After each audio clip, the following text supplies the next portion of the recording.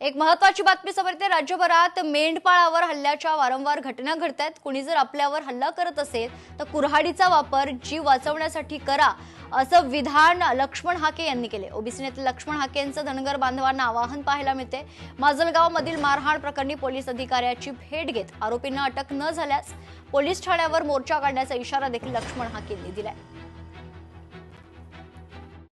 Police प्रशासन काय करतं? पोलिसांचा काही धाक बिक आहे की नाही अशा आरोपींवर? आणि वारंवार घटना घडतात। या शारदाताई पांढरे आहेत, या वारंवार मेंढपाळांच्या प्रश्नावरती भांडत असतात। 2-4 दिवसाला एका घटनेला सामोरं जावं लागतंय। महाराष्ट्रामध्ये कायदा आहे की नाही? महाराष्ट्राच्या मुख्यमंत्र्यांना, गृहमंत्र्यांना आमची विचार नाही?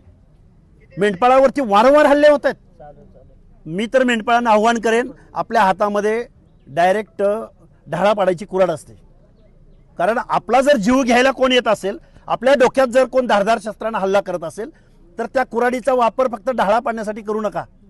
आपला जीव वाचवण्यासाठी तुम्ही डायरेक्ट अतिक्रमण करा। कंपन्या काढल्यात चारा नाश करण्याच्या। आम्ही धनगराचे किडू म्हणजे नाशिक किडू आहे। ह्या किड्यावर जर ह्याला करीत असतील तरी चांगले नाही, आम्ही कुऱ्हाड उचलू। पण कसं आमचा मित्रपणाचा संबंध आहे। शेतकरी आम्ही बंधू आहेत एकामेकाचे। त्यांच्या रानाला खाद्य देतो आम्ही, त्यांचे धान चारून नाही तण चारून, याने